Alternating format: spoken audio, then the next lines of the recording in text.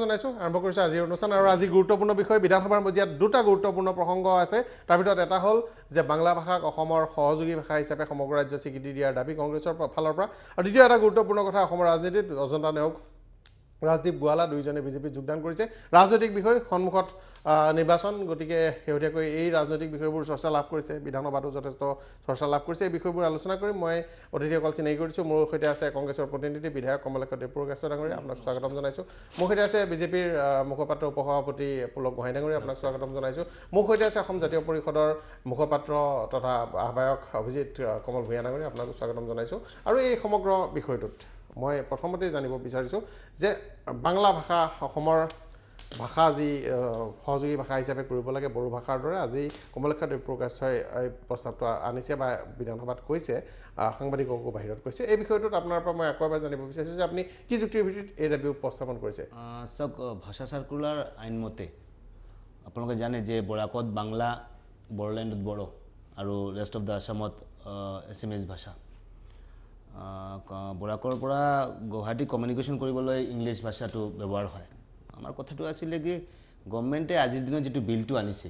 এই বিলটো অনাৰ যুক্তিযুক্ততা কি মই ধৰিব পৰা নাই থিংক ইজ ডেট তেওঁলোকৰ যিটো তথ্য আনচাৰ কুৱেশ্যন 30 এইটোত মই হেৰি কৰিছিলোঁ যে 11ৰ চেঞ্চাছ মতে কোন ভাষাৰ মানুহ অসমৰ কিমান আছে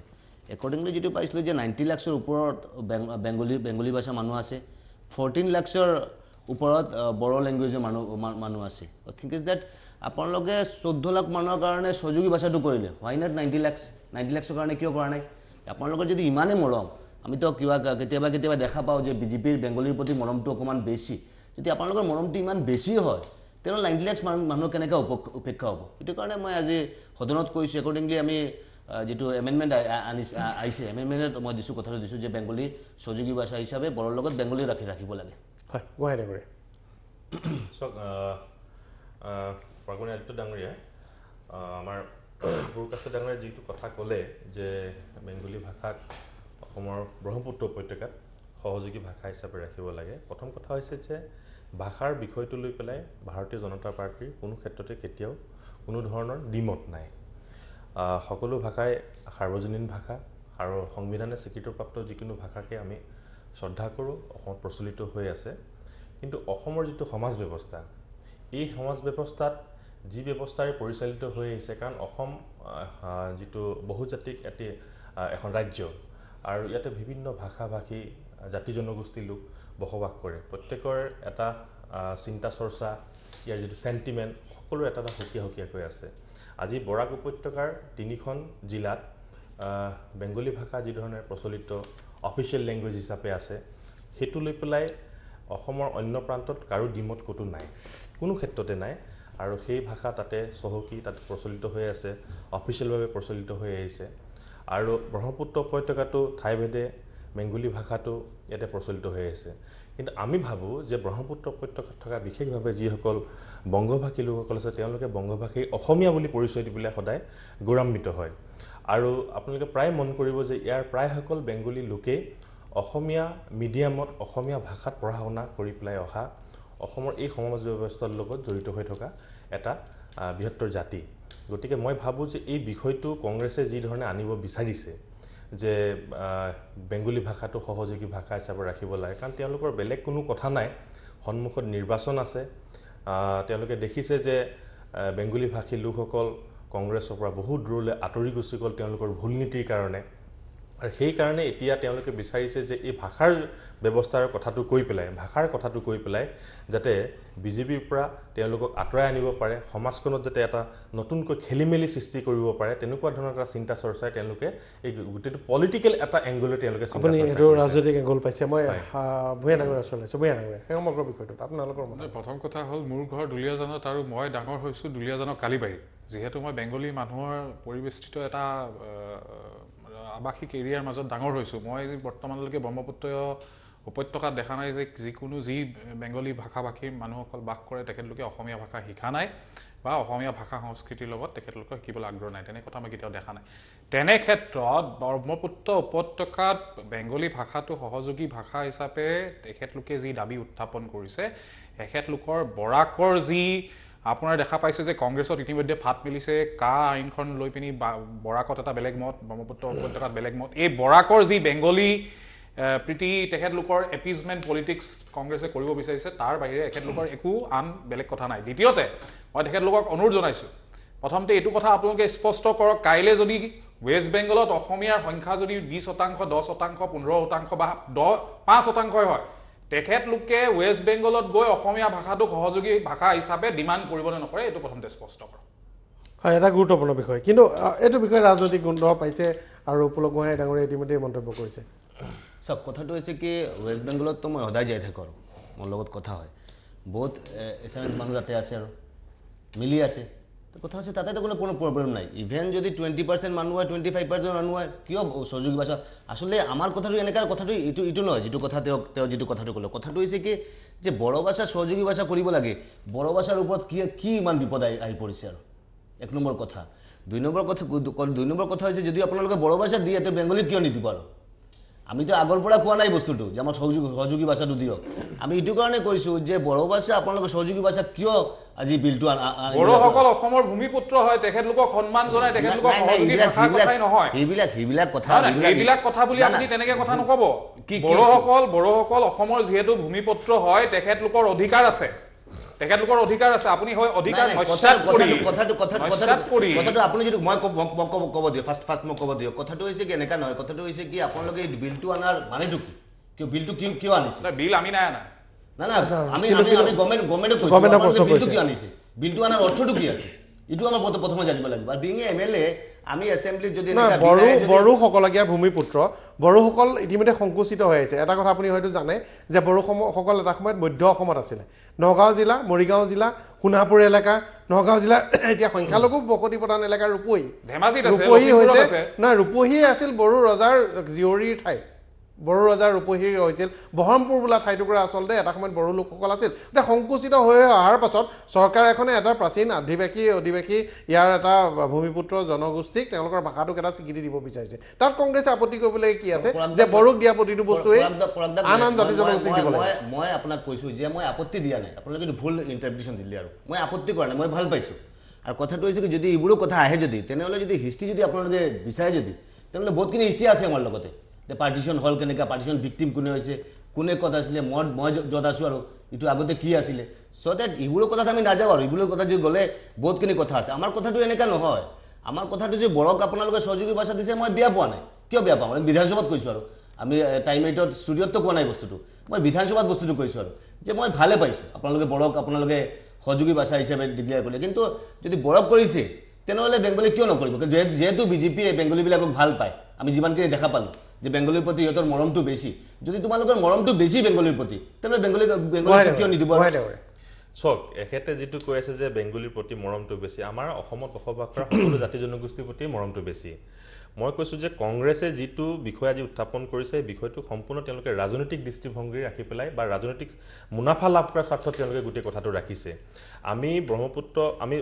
বেংগলী ভাষাটো অসমৰ যিটো বৰাক ভেলী 3খন ৰাজ্যত অফিচিয়েল ভাষা হিচাপে আছে তাত সকলোৱে শ্ৰদ্ধা কৰে তাত কোনো দ্বিমত নাই কাৰো এতিয়া কথা হৈছে যে মই পুনৰ কৈছোঁ যে ব্ৰহ্মপুত্ৰ উপত্যকাত থকা বংগভাষী লোকসকল তেওঁলোকে নিজকে বংগভাষী অসমীয়া বুলি পৰিচয় দি পেলাই যিটো ভাল পায় সেই পৰিচয়টোক আজি কংগ্ৰেছে তেওঁলোকে আঁতৰাই পেলাই বৃহত্তৰ অসমীয়া জাতিৰ পৰা বংগভাষী লোকসকল আঁতৰাই নিয়াৰ কাৰণে এটা প্ৰয়াস কৰিছে মই ভাবোঁ যে এইটো কংগ্ৰেছৰ এটা আটাইতকৈ মাৰাত্মক কাম ৰাজনৈতিক কেৱল স্বাৰ্থত তেওঁলোকে যে এই বিষয়টো আনিছে যে ব্ৰহ্মপুত্ৰ উপত্যকাতো বেংগলী ভাষাটোক তেওঁলোকে সহযোগী ভাষা হিচাপে মান্যতা দিব লাগে বুলি যিটো কথা কৈ আছে এই কথাটোৰ জৰিয়তে তেওঁলোকৰ আন্তৰিকতা নাই তেওঁলোকৰ কথা হৈছে যে এই কথাষাৰৰ যোগেদি বিজেপিৰ পৰা যাতে বেংগলী লোকসকলক যদি আঁতৰাই আনিব পৰা যায় এই চেণ্টিমেণ্টটো যাতে গ্ৰ' কৰিব পৰা যায় কাৰণ বংগভাষী আজি বাংলা ভাষা কোনে কয় বাংলাদেশৰ পৰা মিয়াসকলে কয় তেওঁলোকে বেংগলী ভাষাটো কয় আল্টিমেটলি গৈ পেলাই কি হ'ব যে বাংলাদেশৰ মিয়াসকলকো তেওঁলোকে তেওঁলোকে সেইকাৰণে কৈছোঁ যে বেংগলীৰ পৰা অহা লোকসকলে ইয়াতে তেওঁলোকে বেংগলী ভাষাটো কয় কিন্তু যিসকল ব্ৰহ্মপুত্ৰ উপত্যকাত ব্ৰহ্মপুত্ৰ উপত্যকাত মই নহয় হিন্দু বেংগলী যিসকল আছে তেওঁলোকে কিন্তু অসমীয়া ভাষাটো গ্ৰহণ কৰিছে মই পুনৰ কৈছোঁ বিশেষকৈ হিন্দু বেংগলীসকলে ব্ৰহ্মপুত্ৰ উপত্যকাত আপোনালোকৰ কথাখিনি কন্ট্ৰাডিক্টৰি হৈ আছে নাই কন্ট্ৰাডিক্টৰি নাই ওৱান থিং মোক কৈ ল'বলৈ দিয়ক আপোনাৰ বুজাত ভুল হৈছে মূল কথা হৈছে যে ব্ৰহ্মপুত্ৰ উপত্যকাত থকা বেংগলী ভাষী যিসকল লোক আছে যাক যিসকলক আমি বংগভাষী অসমীয়া বুলি কওঁ তেওঁলোকে হাড়ে হুমুচিয়ে অসমীয়া ভাষাৰ মাজত সোমাই পৰিছে ইতিমধ্যে তেওঁলোকৰ আপোনালোকে যদি আজি যদি গোটেই স্কুলবিলাকত যদি ষ্টাডি চাই তেওঁলোকৰ বহুতো যিসকল পণ্ডিত আছে তেওঁলোকৰ যদি মাতৃভাষা মাধ্যমবিলাক চাই বহুতে অসমীয়া ভাষা অধ্যয়ন কৰি আহিছে আৰু অসমীয়া ভাষা সাহিত্যৰ প্ৰতি তেওঁলোকৰ বহুত অৱদানো আছে গতিকে সেই লোকসকলক তেওঁলোকে অসমীয়া ভাষাৰ মাজৰ পৰা আঁতৰাই নি পেলাই কেৱল ৰাজনৈতিক স্বাৰ্থৰ লাভত তেওঁলোক আঁতৰাই নি পেলাই তেওঁলোকে ৰাজনৈতিক মুনাফা লাভ আৰু ব্ৰহ্মপুত্ৰ উপত্যকাত বাংলা ভাষা চৰ্চা কৰাৰ সম্পূৰ্ণ অধিকাৰো আছে আমাৰ ইয়াত এতিয়া বাংলা মাধ্যমৰ বিদ্যালয় ইত্যাদি আছে আচলতে কথাটো অংকটো ক'ত আছে চাব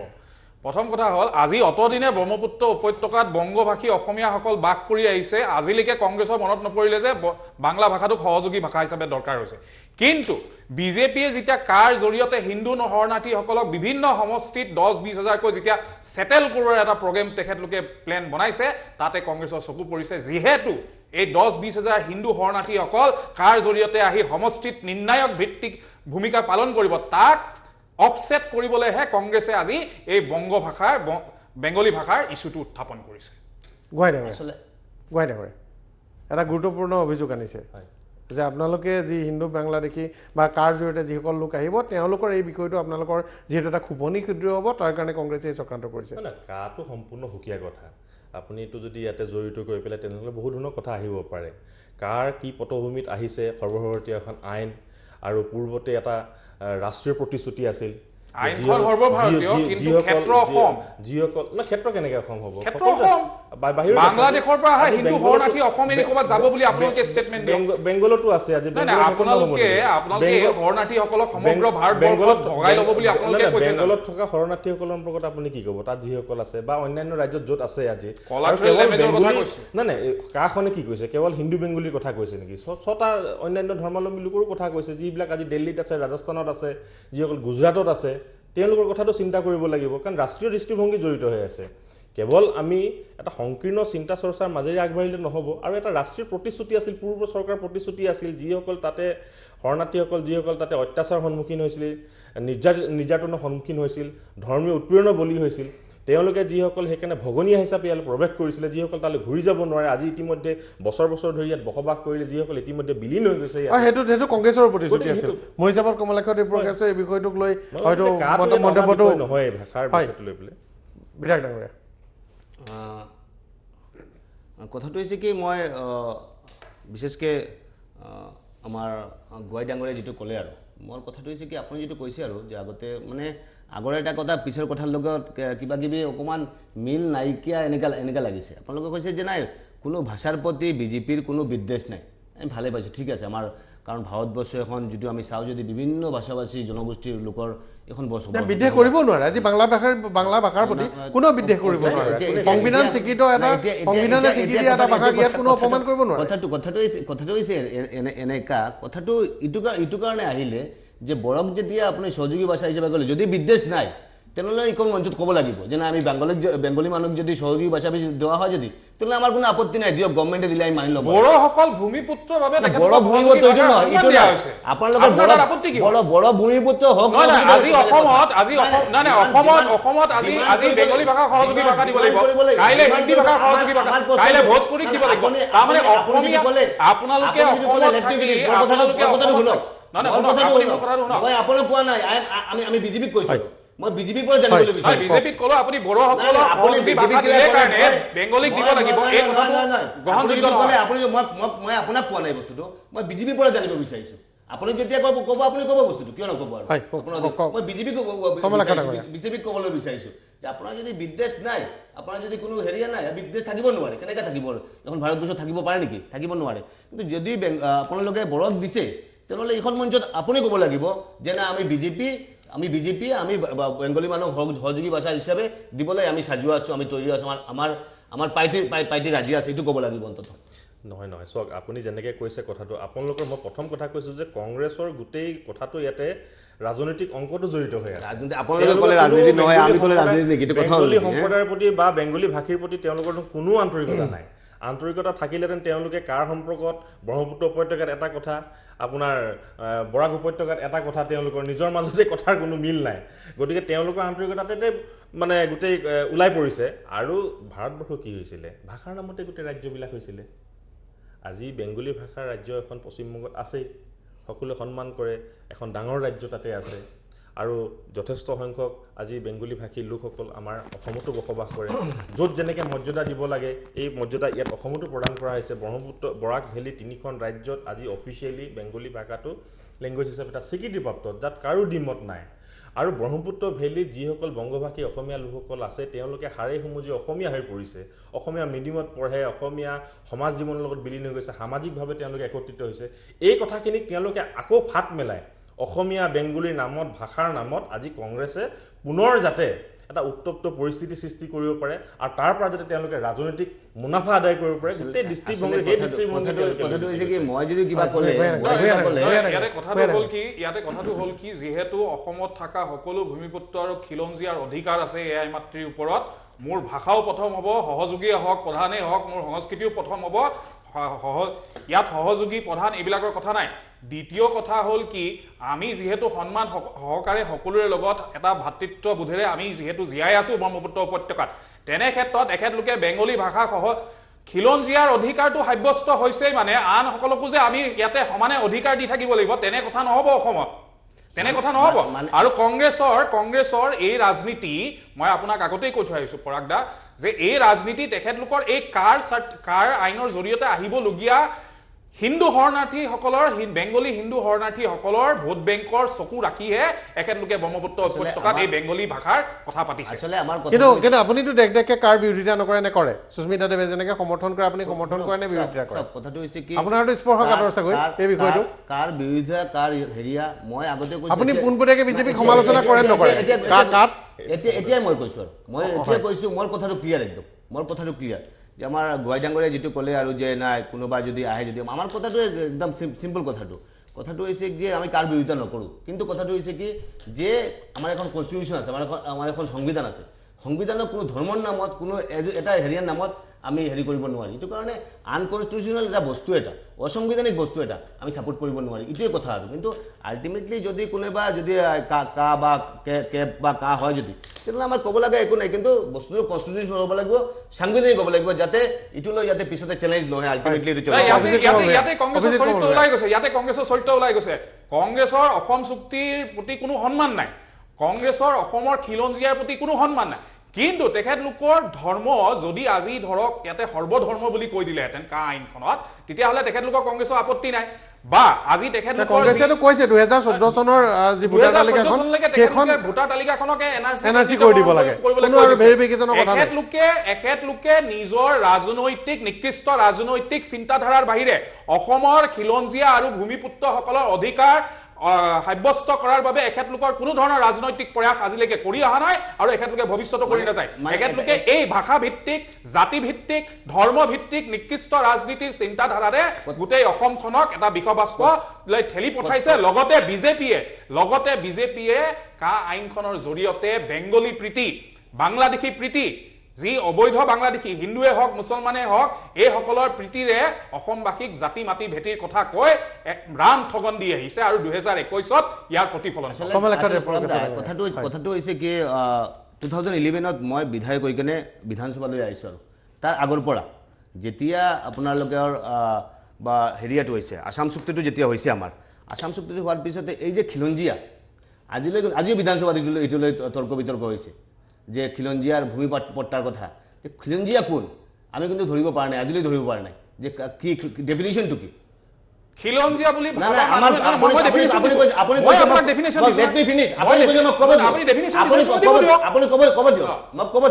কথাটো হৈছে কি এইটোতো আপোনাৰ কথা মতে নহ'ব বিধানসভা যেতিয়া উত্থাপন হৈছে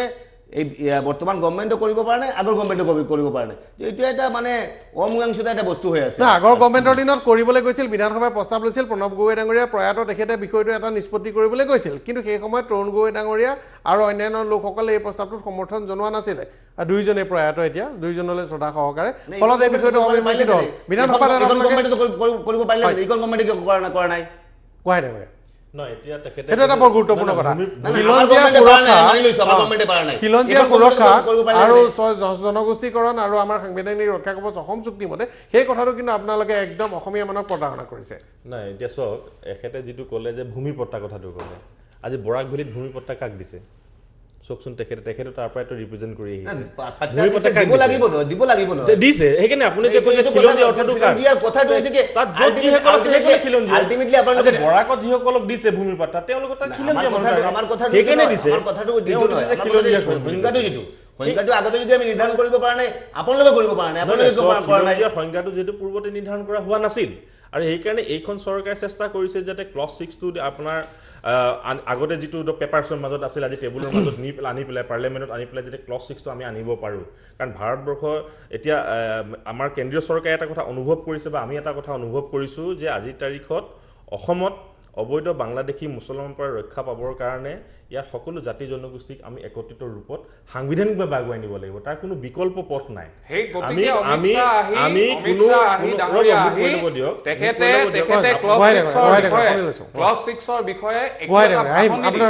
একো এটা ভাষণ নিদি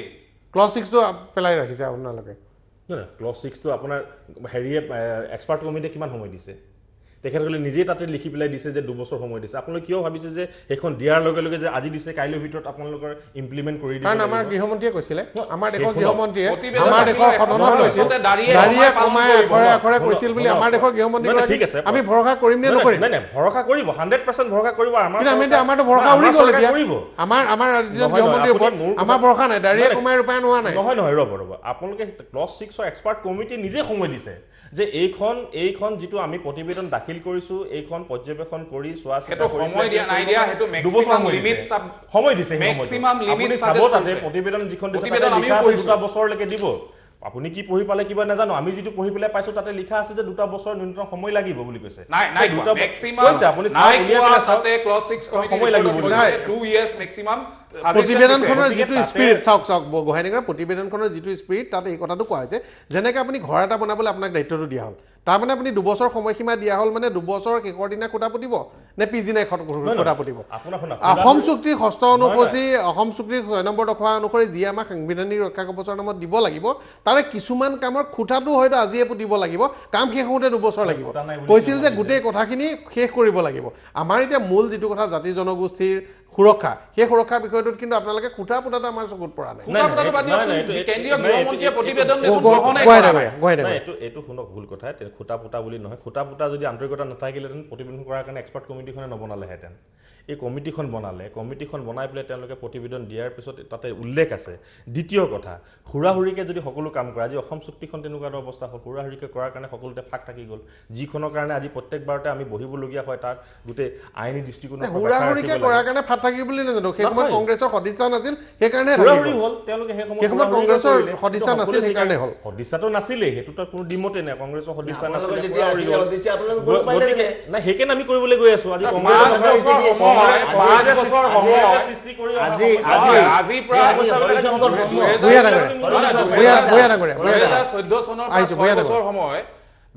এতিয়া 9 বছৰ 6 বছৰ পাৰ হৈ গ'ল আৰু 5 বছৰ এতিয়া ৰাজ্য চৰকাৰৰ সময় এখেতলোকৰ বাবে হুৰাহুৰি হৈছে অসমীয়া মানুহৰ বাবে অসমৰ ৰাজ্যৰ মানুহৰ বাবে জাতি মাটি ভেটি কথা যেতিয়া আটমষ্ট প্ৰায়ৰিটিৰে কথা কয় তেখেতলোকে কিন্তু 6 বছৰ আগত মানে আপোনালোকে কমিটিখন কেতিয়া বনাইছে যেতিয়া কা আন্দোলনত গোটেই অসমৰ ৰাইজে প্ৰতিবাদ জনাইছে তাত আপোনালোকে পেচিফাই কৰিবলৈ এই কমিটিখন বনাইছে আপোনালোকে অতদিনে হৈ আছিল আপোনালোকে প্ৰত্যেকবাৰে যেতিয়া আপোনালোকে বহুতক বাধা দিছিলে বাধা কোনো দিয়া আপোনালোকে বিশিষ্ট যিসকল অতিথি ৰখা হৈছিলে লোকক ৰখা হৈছিলে বাধা কোনো দিয়া নাই কিন্তু কমিটিখনত এতিয়া এজেপিৰ সভাপতি লুৰিণজ্যোতি গগৈ নিজে সদস্য আছিল দীপাংকৰ নাথ ডাঙৰীয়া সদস্য আছিল সমুজল ভট্টাচাৰ্য ডাঙৰীয়া সদস্য আছিল মোৰ কথাটো হ'ল যদি আপুনি কমিটিখন ৰূপায়ণ কৰিবলৈ 2 বছৰৰ সময় লৈছে লওক যে প্ৰস্তাৱটো আমি গ্ৰহণ কৰিলোঁ এই প্ৰতিবেদন আমি গ্ৰহণ কৰিলোঁ সেই সিদ্ধান্তটো এতিয়া লোৱাৰ লগে লগে মানুহে ভাবিব যে কিছুমান কাম কৰিবলৈ 2 বছৰ লাগিব আমাৰ মানুহে গ্ৰহণ কৰি ল'ব কিন্তু আপোনালোকে সেই কামটো কৰা নাই পৰাগদা গোহাঁই ডাঙৰীয়া এটা কথা স্পষ্ট কৰি দিয়ক কেন্দ্ৰীয় গৃহমন্ত্ৰী ডাঙৰীয়াই ইতিমধ্যে প্ৰতিবেদনখন অফিচিয়েলি একচেপ্ট কৰিছে নে নাই গোহাঁই ডাঙৰীয়া নহয় নহয় চাওক এতিয়া সকলো কথা আপোনালোকে যদি কয় যে গভৰ্ণমেণ্টে সকলো কথা কৈ পেলাই কৰিব সেইটো যদি বিচাৰে তেনেকুৱা ধৰণৰ নহয় কিছুমান কথা যেতিয়া প্ৰতিবেদন দিছে প্ৰতিবেদন দিলে গৈ যেতিয়া গৈছে তাত দায়িত্ব শেষ যিসকল দায়িত্ব দিছে এতিয়া গোটেই কামটো হৈছে চৰকাৰৰ ওপৰত কথা চৰকাৰে সেই সময়ত কামখিনি কৰিব গতিকে চৰকাৰে আজি কোনটো পেজ চাইছে কাইলৈ কোনটো পেজ চাইছে কৈ থাকিব মই এটা বস্তু ধৰিব পৰা নাই বস্তুটো হৰিশংকৰ ব্ৰহ্ম কমিটিৰ ৰিপৰ্ট এটা আহিলে ক্লক 6ৰ কাৰণে ৰিপৰ্ট এটা বনালে এটা কমিটি এটা বনালে মানে কিবা হ'লেই এখন গভৰ্ণমেণ্টে এখন কমিটি বনাই দিয়ে কমিটি বনায় কিন্তু আল্টিমেটলি এইখনৰ হেৰিয়া নহয় মোৰ কথাটো এটা কৰি জাষ্ট এটা ক্লাৰিফিকেশ্যন এটা দিব লাগে দোৱাটো মই ভাবোঁ এইটো উচিত মোৰ আচলতে আমাৰ বৰাকবেলিৰ যিটো কথা আৰু আমাৰ মোৰ ঘৰটো য'ত আছে কৰিমগঞ্জ য'ত আছে আচলতে আমাৰ যেতিয়া পাৰ্টিশ্যন যেতিয়া হৈছে আৰু এইখন কৰিমগঞ্জখন চিলেটত আছিলে চিলেট ডিষ্ট্ৰিক্টত আছিলে পাৰ্টিশ্যন হৈছে আমি ভাৰতত আছিলোঁ আমি ভাৰততো আগত থাকি গ'লোঁ আৰু তেতিয়া মানে উই আৰ পাৰ্টিশ্যন ভিক্টিম এক নম্বৰ কথা সেইটো কাৰণে মই ভাবোঁ এইখিনি কথাও চিন্তা চৰ্চা কৰিব লাগিব এক নম্বৰ কথা 2 নম্বৰ কথা হৈছে কি হৰিশংকৰ ব্ৰহ্ম কমিটিৰ ৰিপৰ্ট ক্লজ 6ৰ ৰিপৰ্ট এই গোটেই বস্তুখিনি যদি আমি চাওঁ যদি তে বিজেপিৰ ক'ৰবাত বিজেপিৰ লেহেমীয়া আছে বিজেপিৰ ক'ৰবাত বিজেপিয়ে মানে ভালকে বস্তুটো হেৰি কৰিব পৰা নাই এইটো লেহেমীয়া নহয় আপোনালোকে 60 বছৰ খিলঞ্জীয়া বুলি ক'লে এনেকুৱা নহয় যে কৰিমগঞ্জৰ আকৌ বাংলাভাষী মানুহখিনি খিলঞ্জীয়া নহ'ব সেইটোৱে কৈছোঁ যথাৰ্থভাৱে যিখিনি মানুহ যোগ্যতা আছে আপুনি কৰিমগঞ্জৰ এজন প্ৰাচীন বাসিন্দা হিচাপে কৰিমগঞ্জত বাংলাভাষী হ'ল বুলিয়ে যে কোনোবাই খিলঞ্জীয়া বুলি নহ'ব তেনেকুৱা ধৰণৰ কোনো কথা নাই খিলঞ্জীয়া মানে ভূমিপুত্ৰ মানে এইটো এটা দীঘলীয়া দিন যি আছে গতিকে যিসকলৰ যোগ্যতা আছে তেওঁলোক বাংলাভাষী হ'লেও খিলঞ্জীয়া হ'ব বড়োভাষী হ'লেও খিলঞ্জীয়া হ'ব খিলঞ্জীয়া হ'ব কিন্তু তাৰ ভিতৰতে জনগোষ্ঠী আমাৰ যিসকল ইয়াত প্ৰাচীন অধিপতি জনগোষ্ঠী আছে যাক ভাৰত চৰকাৰে স্বাধীনতাৰ পাছত প্ৰথম সংবিধানৰ পৰা স্বীকৃতি দিছে তেওঁলোকৰ বাবে ST ব্যৱস্থা কৰা হৈছে স্বায়ত্তশাসিত পৰিষদ 1952 চনৰ পৰা কৰা হৈছে সেইসকলে কিছু বেলেগ সুবিধা পাবই সেইখিনি সুবিধা আকৌ কাইলৈ মই যদি দাবী কৰোঁ মই যদি কাইলৈ কওঁ যে কাৰ্বিসকলক এইটো দিছে গতিকে মোক কি এইটো নিদিব সেইটো মই দাবী কৰিব পাৰিম নেকি আপুনি আজি কৰা দাবীটো তেনেকুৱা নিচিনা হৈছে যে বড়োসকলক দিছে সেইটো মই কিয় নাপাম বা আমি কিয় নাপাম বড়োসকলৰ অধিকাৰ হয় না অধিকাৰ হয় ঠিক আছে আমি ক'বলৈ আমিতো কৈছোঁ মই ভাল পাইছোঁ মই ভাল পাইছোঁ আপুনি এটা কথা আমাৰ অভিযোগ মই এটা মোৰ কথাটো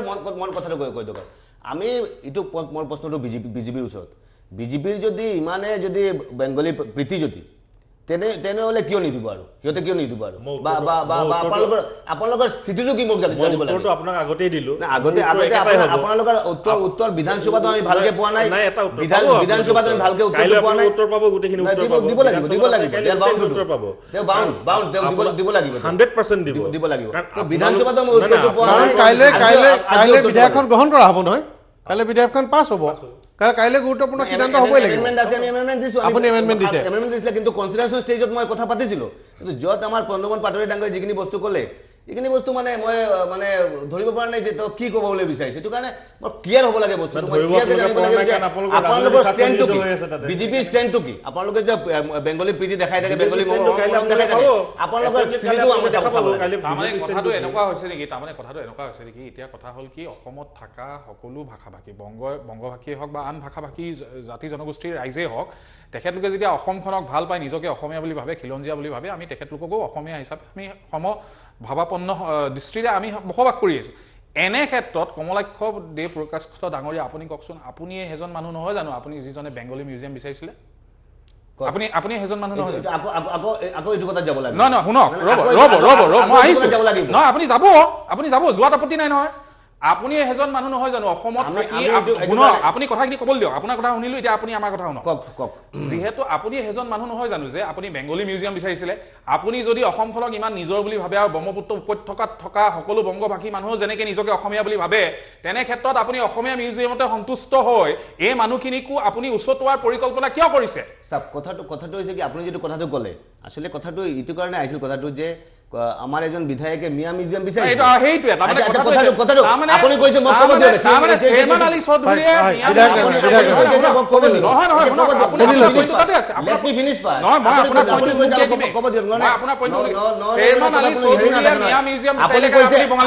আপুনি কৈছে যে আমাক ক'ব দিয়ক আপুনি কথাটো হৈছে কি মোৰ কথাটো হৈছে কি আল্টিমেটলি কথাটো হৈছে কি যে মোৰ প্ৰশ্নটো বিজেপিৰ ওচৰত আছিলে যে আপোনালোকে যে বিশেষকৈ কিন্তু তেখেতৰ প্ৰশ্নটো উত্তৰ দিব লাগিব আপুনিও তেখেতৰ প্ৰশ্ন সুধিব পাৰিব আপোনালোক গোটেইকেইজনে সুধিব পাৰিব যদি ক'ব নিদিয়ে তেনেহ'লে নহ'ব নহয় বস্তুটো ক'ব দিব লাগিব নহয় হেমন্ত বিশ্ব শৰ্মা ডাঙৰীয়া যিটো এইটো বেলেগ লাইনত হৈ গ'ল তেতিয়া মই প্ৰশ্নটো কৰিলোঁ যে যদি আপুনি এইটো লাইনত লৈ যায় তেনেহ'লে যদি আপোনালোকে বেংগলী মানুহক ভাল পায় তেনেহ'লে বেংগলী মানুহৰ কাৰণে এটা মিউজিয়াম দিয়ক আৰু ইমানেই কথা আৰু না অসমত আপুনি ৰাজনীতি কৰিছে কংগ্ৰেছে অসমৰ বাবে কৰিছে নে কোনোবা স্পেচিফিক ভাষা ভাষী মানুহৰ বাবে কৰিছে আপুনি স্পষ্ট কৰক কোনটো আপুনি যে ৰাজনীতি কৰিছে অসমত কংগ্ৰেছৰ হৈ অসমখনৰ বাবে কৰিছে অসমৰ ৰাইজৰ বাবে কৰিছে নে কিবা আপুনি কোনোবা স্পেচিফিক ভাষাৰ ৰাজনীতিহে ইয়াত কৰিব আহিছে অবিয়াছলি অসমৰ ৰাইজৰ কাৰণে তেনেহ'লে আপুনি ইমান ভাগ বতৰা কৰিব কিয় চেষ্টা কৰি আছে ছেকেণ্ডলি আপুনি আপুনি ইমান ভাগ বতৰা কৰিব চেষ্টা কিয় কৰি আছে আপুনি কথাটো ক'ব দিয়ক না ছেকেণ্ডলি যদি বড়ো ভাষা কয় যদি হেৰি ভাষা কয় যদি অসমখন বিভিন্ন ভাষা ভাষীৰ মানুহ যিটো আপুনি অস্বীকাৰ কৰিব নোৱাৰিব আপুনি খেদি পঠাব নেকি বেলেগক যে নাই আমি এইখিনি মানুহ আমি খেদি পঠাই দিম বাৰু প্ৰত্যেকক লৈ কেনে চলিব লাগিব আল্টিমেটলি এইটো কাৰণে খেদিম বুলি কোনে কৈছে খেদিম বুলিতো কোৱা শুনা নাই খেদিম বুলি কোনোবাই কৈছে নেকি কোনটো কোনোবা ভাষা মানুহক খেদিম বুলি কৈছে নেকি না না এইটোতো খেদিবতো কোনেও নোৱাৰে কথাটো মই খেদিব নোৱাৰে ভাষা চৰ্চা সকলো মানুহে যেনেকৈ ব্ৰহ্মপুত্ৰ উপত্যকাত যিমানখিনি মানুহ আছে সকলো মানুহে ব্ৰহ্মপুত্ৰ উপত্যকাত বাংলাভাষী মানুহখিনি অসমীয়া মানুহ অসমীয়া ভাষা কোৱা মানুহখিনি অসমীয়া মানুহ নহয় নহয় যিমানবোৰ ভাষা অসমীয়া শব্দটো এটা অসমীয়া ভাষা কোৱা মানুহৰ পৰিচয় নহয় অসমীয়া এটা জাতিৰ পৰিচয় বেলেগ বেলেগ জাতি জনগোষ্ঠী আছে গতিকে সেইটো ক্ষেত্ৰত আপুনি সেই জাতিৰ পৰিচয়টোক আপুনি ভাষাৰ পৰিচয় কিয় কৈছোঁ আৰু যে আমি আগতে কৈছোঁ আৰু যে আমাৰ বিশেষকৈ বৰ্তমানে মই চাইছোঁ বৰ্তমান গভৰ্ণমেণ্টৰ হেমন্ত বিশ্ব শৰ্মা ডাঙৰীয়াৰ কাৰণে জাতিৰ সংজ্ঞাটো এটা বেলেগ সংজ্ঞা চন্দ্ৰমোহন পাটোৱাৰীৰ কাৰণে তেওঁৰ কাৰণে বেলেগ এটা সংজ্ঞা আমাৰ মুখ্যমন্ত্ৰীৰ কাৰণে তেওঁৰ এটা বেলেগ এটা সংজ্ঞা তো সংজ্ঞা বেলেগ বেলেগকৈ হৈ আছে আৰু সংজ্ঞাটো ভালকৈ সংজ্ঞাটো আমি দেখিব পৰা নাই বিকজ অফ দেট যে খিলঞ্জীয়া সংজ্ঞাটো যেতিয়া নাই আৰু এইটো কাৰণে বিজেপিয়ে ভালকৈ সংজ্ঞাটো দিব পৰা নাই এইটো কথা কংগ্ৰেছে আজিলৈকে অসমত বসবাস কৰা বিভিন্ন জাতি জনগোষ্ঠীক একত্ৰিত কৰি পেলাই একেলগত লৈ পেলাই চলাৰ তেওঁলোকে কোনো ধৰণৰ দৃষ্টান্ত দাঙি ধৰিব নোৱাৰিলে সেইকাৰণে তেওঁলোকে সদায় বেলেগ বেলেগ দেখে বেংগলী বেলেগ দেখে অসমীয়া ভাষী বেলেগ দেখে কাৰ্বি বেলেগ দেখে বড়ো বেলেগ দেখে সেইকাৰণে তেওঁলোকে কেতিয়াও তেওঁলোকে অসমত বসবাস কৰা সকলো জাতি জনগোষ্ঠী লোকক একত্ৰিত ৰূপত নিব নোৱাৰা কাৰণে তেওঁলোকে কেতিয়াও অসমীয়া আপোনালোকে এনে কিছুমান বিষয় আনিছে আজি আপোনালোকৰ বিধায়ক বিধানসভাত আপোনাকে ধৰি 20 জন আপোনালোকৰ আচলতে বিৰোধী দলপতি এই মৰ্যাদাটো নাথাকে বিৰোধী দলপতি হৈ থাকিব এনেকুৱা এটা অৱস্থা হৈছে ক'ৰবাত কিবা হৈছে নেকি যে আপোনালোকে এনেধৰণৰ স্পৰ্শকাতৰ বিষয়বোৰত যি ৰাজনীতি কৰিছে সেই ৰাজনীতিয়ে নিজৰ বিধায়ককো অসন্তুষ্ট কৰিছে ৰাইজকো অসন্তুষ্ট কৰিছে বা ভোট হেৰাইছে আজি অজন্তা নেওগ ৰাজদীপ গোৱালা আপোনাৰ বৰাক উপত্যকাৰ মানুহ তেওঁ বিজেপিলৈ আহিছে চব কথাটো হৈছে কি এনেকুৱা এটা সময় এটা থাকে কেতিয়াবা মানুহ বিজেপিলৈ যায় লিডাৰ বিজেপিলৈ যায় আৰু আমি যিটো চাইছোঁ যে বিগত দিনত যিবিলাকে দুৰ্নীতি কৰিছে বহুতে বিজেপিলৈ গৈছে আৰু এইটোতো অস্বীকাৰ কৰিব নোৱাৰি আমি কাৰণ আমি যিখিনি মন্ত্ৰী আছিলে যিখিনি মন্ত্ৰীৰ লগত দাগ আছিলে সেইখিনি মন্ত্ৰী দুৰ্নীতি কৰা মানুহখিনিক তেনেহ'লে আপোনালোকে আৰু যদি কাইলৈ যে ক'ব দুৰ্নীতি কৰিছিলে এতিয়া উলিয়াই নিদিয়ে কিয় যে তেওঁলোকে আমাৰ চৰকাৰৰ দিনত যিকেইটা মানুহে দুৰ্নীতি কৰিছিলে আৰু বাকী দুৰ্নীতি কৰা মানুহ আছে নাই আৰু বাকি আছে নাই কাইলৈ যদি কোনোবা যায় ক'ব দুৰ্নীতি কৰিছে কৈছে আপোনালোকে দুৰ্নীতি কৰা মানুহখিনি পুহি ৰাখিব নিজৰ ঘৰত আৰু গুচি গ'লে ক'ব দুৰ্নীতিগ্ৰস্ত আছে দুৰ্নীতিগ্ৰস্ত যিখিনি মন্ত্ৰী আছে অলৰেডি গৈছে মই এটা কথা কওঁ আজি তেখেতে কৈছে যে দুৰ্নীতি কৰা মানুহখিনি আজি কংগ্ৰেছলৈ গৈছে অজন্তা নেওগ দেই আজি আপুনি আত্মাত হাত দি পেলাই কওকচোন যে সেই বাইদেউগৰাকীৰ সম্পৰ্কত আপুনি তেনেকুৱা ধৰণৰ শব্দ বাক্য প্ৰয়োগ কৰিব পাৰেনে যিগৰাকী মহিলাই তেখেতে স্বামীহাৰা হৈছিলে সেই কংগ্ৰেছত থাকি সেই কংগ্ৰেছক প্ৰতিষ্ঠা কৰিবৰ কাৰণে তেখেতে কিমান কষ্ট কৰিলে ঘাট প্ৰতিঘাত দিন পাৰ কৰিলে হয়নে কংগ্ৰেছত তেখেতে মন্ত্ৰী থাকিলে এটা ভাল পাৰফৰ্মেঞ্চ তেখেতে দিলে আৰু সকলো বিভিন্ন বিৰোধী পক্ষৰ মানুহৰ তেখেতে প্ৰশংসা বুটলিবলৈ সক্ষম হ'ল আজি যদি সেই মহিলাগৰাকীক তেখেতে কৈছে যে দুৰ্নীতি কৰি পেলাই দুৰ্নীতিৰ পৰা বাচিবৰ কাৰণে বিজেপিলৈ গৈছে মই ভাবোঁ যে সেইকাৰণে যিটো আজি আমি কৈছোঁ যে কংগ্ৰেছে আজিৰ তাৰিখত অসমৰ মানুহৰ পৰা ৰাইজৰ পৰা বহুত দূৰলৈ গুচি গৈছেগৈ তেওঁলোকে দেৱালৰ লিখন পঢ়িব পৰা নাই মানুহৰ মনৰ কথা বুজিব পৰা নাই তেওঁলোকে মাত্ৰ নিজৰ চিন্তা চৰ্চাৰে আৰু বিভক্ত কৰি পেলাই ৰাজনীতি কৰাৰ যিটো তেওঁলোকৰ পূৰ্বৰ যিটো তেনেকুৱা ধৰণৰ চৰিত্ৰ সেই চৰিত্ৰ ধৰি ৰখাৰ কাৰণে আজি কংগ্ৰেছ নিশ্চিন্ন হ'বলৈ আৰম্ভ কৰিছে আৰু যিসকল কংগ্ৰেছত তেনেকুৱা ধৰণৰ ভাল মানসিকতাৰ মানুহসকল আছে যিসকলে জাতিটোৰ কাৰণে ৰাজ্যখনৰ কাৰণে দেশৰ কাৰণে কাম কৰিব বিচাৰিছে তেওঁলোকৰ উপায় নাইকিয়া হৈছে তেওঁলোকে বিকল্পৰ সন্ধানত আহিছে আৰু বিকল্প হৈছে স্বাভাৱিকভাৱে এটা গুৰুত্বপূৰ্ণ কথা আজি অজন্তা নেওগ ডাঙৰীয়াই খুব প্ৰশংসা কৰিছে বিজেপি মানুহে ভাল বুলি কৈছে কিন্তু এইগৰাকী সেইগৰাকী যি কংগ্ৰেছৰ কাৰ্যকালত সমাজ কল্যাণ মন্ত্ৰী হৈ থকাৰ সময়ত 2200 কোটি টকাৰ যি কেলেংকাৰী হৈছে আৰু কেলেংকাৰীটো কোনে উৎখাত কৰিছিল স্বয়ং মুখ্যমন্ত্ৰী সৰ্বানন্দ সোণোৱাল ডাঙৰীয়াই এই কেলেংকাৰীটো উদ্ধাৰ কৰি অসমবাসী ৰাইজক কৈছিল যে মই এইটো কেলেংকাৰী বিচাৰি পাইছোঁ ইয়াৰ তদন্ত কৰিম আৰু শাস্তি দিম ৰাইজে আশাৰে বাট চাই আছিল তাত 4গৰাকী সমাজ কল্যাণ বিভাগৰ মন্ত্ৰীৰ নাম সাঙুৰি লোৱা আছিল য'ত অজন্তা নেওগ আৰু গৌতম ৰয় আছিল তেওঁলোক দীঘলীয়া কাৰ্যকালৰ কাৰণে বিভাগত আছিল আৰু সেইগৰাকী সেই গোচৰ কি হ'ল আমি নাজানো CIDয়ে কি কৰিলে নাজানো CIDয়ে আজিকালি কাৰ অসমত কাৰ কথা মতে উদ্ভৱ কৰে সেইটো আমি নাজানো কিন্তু সন্দেহ হ'ব প্ৰশ্ন উঠিব CIDক মই এতিয়া এটা কথা কৰিম যে CID গোচৰটো ক্লোজ হ'ল নে ক্লিন চিট দিলে গতিকে এনেকুৱা মানুহ আনি এতিয়া প্ৰশংসাৰে উপচাই পেলাইছে এখেতলোকে চাওক 2000 অসম বিজেপিয়ে 2014-15 চনতো হিমন্ত বিশ্ব শৰ্মা ডাঙৰীয়াক দুৰ্নীতিগ্ৰস্ত বুলি কৈ জেললৈ পঠোৱাৰ কথা কৈছিলে অসমৰ ৰাইজৰ আগত কৈছিলে আৰু আজি হিমন্ত বিশ্ব শৰ্মা বিজেপিত কি কেনেকুৱা হয় কি প্ৰতিপত্তি আছে আমি সকলোৱে দেখা পাই আহিছো তেখেতলোকে আজি 6 মাহ আগলৈকে অজন্তা নেওগ ডাঙৰীয়ানিক তেখেতলোকে কংগ্ৰেছী বুলি আৰু বিভিন্ন কথা কৈ পিনি দুৰ্নীতিগ্ৰস্ত বুলি গালি পাৰি আছিলে আজি যিহেতু আপুনি চাব দে এগৰাকী প্ৰাক্তন কংগ্ৰেছীক বিজেপিৰ মঞ্চত বিজেপিলৈ আদৰাৰ পাছত আজি অজন্তা নেওগ ডাঙৰীয়ানি হঠাতে একদম শুদ্ধ নিকা পৰিচয়েৰে তেখেতলোকে আগবাঢ়িব চেষ্টা কৰিছে এইবিলাক বিৰাট হাঁহি উঠা কথা আপুনি চাব দে 2016 লৈকে 5 জন MLA থকা দলটো 5 বছৰ চৰকাৰ কৰাৰ পাছতো ভেটি ইমান সুদৃঢ় কৰিব নোৱাৰিলে যে আজি কংগ্ৰেছৰ পৰা দুজনকৈ MLA এখেতলোকে ইম্পৰ্ট কৰিবলগীয়া হৈছে এখেতলোকে যি নিজৰ 42 লাখ কাৰ্যকৰ্তাৰ অকল নাম কাগজে পত্ৰই থকা নামখিনিহে কৈ থাকে এটা সংখ্যাহে কৈ থাকে এই বস্তুখিনিয়ে এতিয়া দায়িত্ব দিলে কাৰ্যকৰী সভাপতি প্ৰবীন্দ্ৰ ডেকাক ইম্পৰ্ট কৰি আনি প্ৰবীন্দ্ৰ ডেকা ডাঙৰীয়াই অগপক জগদীশ শুনক আপুনি আপোনালোকে জাতি মাটি ভেটিৰ কথা কৈছিলে আপোনালোকে জাতি মাটি ভেটিৰ কথা কৈ পিনি যেতিয়া প্ৰতিফলন কৰা নাই সঁচা অৰ্থত যেতিয়া কৰা নাই আপোনালোকক মানুহে বেয়া পাই ওলাই আহিব তাত আপত্তি কৰিবলগীয়া কি আছে আজি এটা গুৰুত্বপূৰ্ণ কথা যাক গালি পাৰে আপোনালোকে যাক দুৰ্নীতিগ্ৰস্ত বুলি কয় সেই সকলক যেতিয়া নিজৰ মঞ্চলে আপোনালোকে আদৰে অসমৰ ৰাইজৰ সন্মুখত আপোনালোকৰ সঁচা স্বৰূপ ওলাই পৰিছে কিন্তু এইটো কথা যে বিজেপিলৈ গ'লে মানুহৰ কিন্তু 7 গুণ মাপ এই কথাটো কিন্তু স্পষ্ট এইটো ঠিকে কৈছে বিজেপি মানে এনেকা এটা ৱাশ্বিং মেচিনৰ নিচিনা হৈ গৈছে আৰু যে গ'লেই আমাৰ যিমান পাপ কৰিব যিমান দুৰ্নীতি কৰিব যোনে যিবিলাক হেৰি কৰিব বিজেপিত গ'লে এইবিলাক মাপ হৈ যায় এইটোতো মানে প্ৰমাণটো বহুত আছে আমি যদি নাম কওঁ তেনেহ'লে বিৰাট দীঘল এখন তালিকা বিজেপিত আচলতে বিজেপি বুলি কোন আছে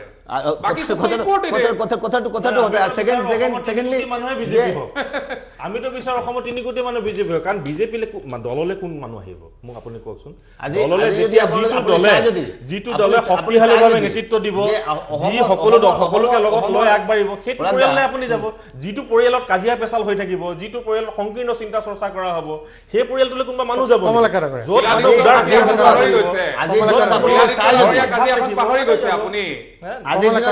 আপুনি তেনেহ'লে য'ত কালি ৰাস্তাত যদি ওলাই তেনেহ'লে গম পাই যাব যে প্ৰত্যেকটা ক্ষেত্ৰত এতিয়া সিন্ডিকেট কয়লা সিন্ডিকেট সুপাৰি সিন্ডিকেট এবং এনেকা কোনো বস্তু নাই এনেকা কোনো জগা নাই সিন্ডিকেট দুৰ্নীতি যেতিয়া মুখ্যমন্ত্ৰী এতিয়া ক'লে দুৰ্নীতি মুক্ত আপুনি নিজে কিমান অভিযোগ দিছে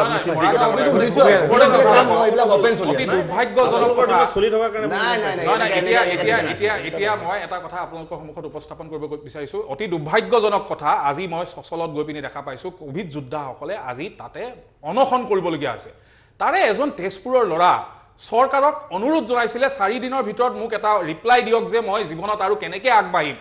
চৰকাৰে কোনো ধৰণৰ তেখেতলোকক ৰিপ্লাই নিদিলে ল'ৰাজনে সুইচাইড কৰিছে অসমৰ নিবনুৱাৰ অৱস্থা এটা যিটো সিচুৱেশ্যন হৈছে ইমানেই দুখ লগা যে আমাৰ ল'ৰা ছোৱালীয়ে সুইচাইড কৰিবলগীয়া হৈছে আৰু এখেতলোকে ভণ্ড উন্নয়নৰ কথা কয় আমাক আভুৱা ভাৰিব চেষ্টা কৰি আছে এই বিজেপিৰ উন্নয়ন নাই এতিয়া তেখেতসকলে ৰাজনৈতিক দল খুলিছে নহয় এটা প্ৰতিশ্ৰুতি দিছে মই দেখা পাইছো যে কিবা 5000 টকাকৈ দিব আৰু কাৰিকৰীক যি নিবনুৱা আছে 10000 টকাকৈ দিব কোৰ পানী পেলাই দিব তেওঁলোকে 830 টকাটো জোৰ পৰা আহিছে তাৰ পৰা আনি দিব তেওঁলোকে 830 টকাটো জোৰ পৰা আহিছে তাৰ পৰা আনি দিল তেওঁলোকৰ কোনো মাত্ৰ তেওঁলোকে কিছুমান এনেকুৱা ধৰণৰ কথা কৈছে যিবিলাক কথাই তেওঁলোকে ভাবিছে যে আমি ভোট কিটা বুটলিব পাৰিম কিন্তু তেওঁলোকে যেতিয়া তৃণমূল পৰ্যায়লৈ যাব আবেগত ৰাজনৈতিক দল নচলে তেওঁলোকে ভাবিছে যে আবেগৰ কথা কৈ পেলাই কাৰ কথা কৈ পেলাই অসমীয়া জাতিৰ কথা কৈ পেলাই তেওঁলোকে ভোট বিচাৰে মানুহে সব জানে কোনে কি কৰিব ৰাজনৈতিক দল খোলাৰ নামত আপোনালোকে কেনেকৈ আন্দোলন কৰিলে মানুহক কেনেকৈ ৰাজপথলৈ আনিলে কেৱল নেতা হোৱাৰ স্বাৰ্থত আপোনালোকে MLA চৰকাৰত মন্ত্ৰী হোৱাৰ স্বাৰ্থত যে আপোনালোকে দল খুলিলে আৰু এতিয়া দলৰ মাজতে যে আপোনালোকৰ খাম খেলি ইতিমধ্যে আৰম্ভ হৈছে এইবিলাক কথা মানুহে 21 চনত আপোনালোকে প্ৰত্যুত্তৰ দিব আৰু ফাগুন এটিটো ডাঙৰীয়া মই আপোনাক অনুৰোধ জনাইছো 21 নিৰ্বাচনৰ পিছত এইকেইজন মানুহক আপোনালোকে আকৌ এই মঞ্চলৈ মাতিব আমি আকৌ মাতিম নিশ্চয় আকৌ জনমতে যিটো ৰায় দিব সেই ৰায়ে কিন্তু প্ৰকৃত ৰায় বেলকৰ ৰায় বেলত বা ইভিএমত যি ৰায় হ'ব সেইটো ৰায় গুৰুত্বপূৰ্ণ হ'ব মই সামৰা সময় হৈছে শেষ কাইলৈ মাদ্ৰাছা বিলো আছে কাইলৈ ভাষা বিল আছে কাইলৈ দিনটো বৰ গুৰুত্বপূৰ্ণ কথা আৰু বিজেপিয়ে টঙালি বান্ধি সাজু হৈছে আপোনালোকৰ ষ্ট্ৰেটেজি কি শেষ আমাৰ ষ্ট্ৰেটেজি অলৰেডি আমি প্ৰথম দিনা যেতিয়া বিলখিনি উত্থাপন হৈছে কনচিডাৰেশ্যন ষ্টেজত আমি কৈছোঁ আৰু এতিয়াও আমি কৈছোঁ আৰু যে যদি বড়ো ভাষাক যদি হেৰি কৰা হয় তেনেহ'লে বেংগলী ভাষাক দিব লাগিব তো এইটো কথা আমাৰ ষ্টেণ্ডটো ক্লিয়াৰ ষ্টেণ্ড বিজেপিৰ ফালৰ পৰা আমি জানিব বিচাৰিছোঁ তেওঁলোকৰ ষ্টেণ্ডটো কি তেওঁলোকৰতো মুখৰ এটা কথা বুকুৰ এটা কথা থাকে আৰু কথা ষ্টেণ্ডটো ক্লিয়াৰ কৰিব লাগে বিজেপি ষ্টেণ্ড ক্লিয়াৰ কৰিব লাগে বুলি এখেতলোকে নিজৰ মাজত আজি তৰ্কাতৰ্কি লাগিছে বা বিধানসভাত তেখেতলোকে হেৰি ডিবেট কৰিছে কাক লৈ এটা ভাষাক লৈ কি ভাষা বেংগলী ভাষা কিন্তু ইয়াৰ ক্ষেত্ৰত আমাৰ অসমীয়া ৰাইজৰ অসমৰ স্বাৰ্থৰ সকলো তল পৰিছে আজি অসম বিজেপি আৰু কংগ্ৰেছে অসমীয়া মানুহৰ কথা ক'বলৈ খিলঞ্জীয়া মানুহৰ কথা ক'বলৈ ভূমিপুত্ৰ মানুহৰ কথা ক'বলৈ পাহৰি গৈছে আৰু বাদ বাকী গৈ পিনি তেখেতলোকে আজি হিন্দু বাংলাদেশী বা বেংগলী ভাষা ব্ৰহ্মপুত্ৰ উপত্যকাত সহযোগী ভাষা এই লৈ পিনে তৰ্ক বিতৰ্ক কৰি ফুৰিছে ইয়াতে এখেতলোকৰ স্বৰূপ ওলাই পৰিছে হয় গোহাঁই সামৰণি চাওক সামৰণিত এটা কথা কৈছে কাইলৈ যিটো এছেম্বলিত আছে গোটেই বিষয়টো তাতে ৰাখিব গতিকে দলৰ তৰফৰ পৰা মন্ত্ৰীয়ে গোটেই কথাখিনি তাতে ৰাখিব কিন্তু তেখেতে যিটো কথা কৈছে যে খিলঞ্জীয়াৰ কথা নকয় তেওঁলোকে ভাষাৰ কথা কৈছে খিলঞ্জীয়াৰ কাৰণে যে আজি ভূমিপট্টা মাটিপট্টা প্ৰদান কৰিছে এইখন চৰকাৰে প্ৰথমবাৰৰ কাৰণে সেইটো কি খিলঞ্জীয়াৰ কাৰণে কৰা কাম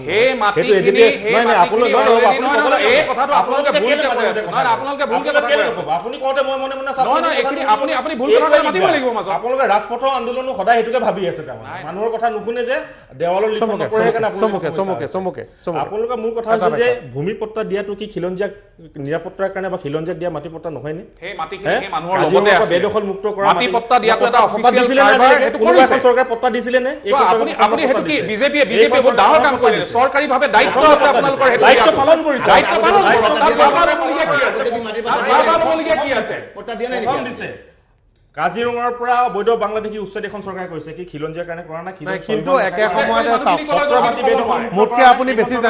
আপুনি বেছি জানিব দধিয়া লাইকাৰ ভূমিপুত্ৰ কেনেকে আছে সেইটো আমি কিন্তু দেখি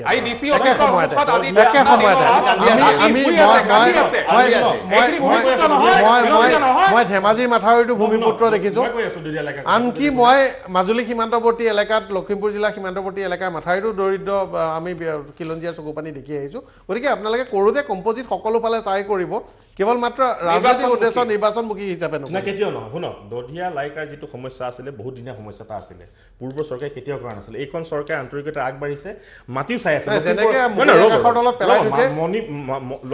একেলগতে মাটি লাগে বুলি কৈছে তেওঁলোকক মাটি একেলগে লাগিব বুলি কৈছে গতিকে একেলগতে ইমান সংখ্যক মাটি ইমান পৰিসৰৰ মাটিটো পাব লাগিব গতিকে লখিমপুৰ এইখন চৰকাৰ সদায় আশা কৰিম খিলঞ্জীয়া ভাৰতীয় চকু ৰাখিব কংগ্ৰেছেও চকু ৰাখিব বিজেপিয়ে কি কৰিছে বিজেপি আশা কৰিম খিলঞ্জীয়াৰ কাৰণে কাম কৰিব ধন্যবাদ জনাইছো আটাইকেইজন অতিথিকে কাইলৈ বিধানসভা গুৰুত্বপূৰ্ণ কথা কাইলৈ কি সিদ্ধান্ত লয় বিল পাছ হ'ব গতিকে কাইলৈ দিনটো বৰ গুৰুত্বপূৰ্ণ কথা এই অনুষ্ঠানত অংশ লোৱাৰ বাবে আপোনালোকক ধন্যবাদ জনাইছো আৰু অনুষ্ঠানত সামৰণি মাৰিছো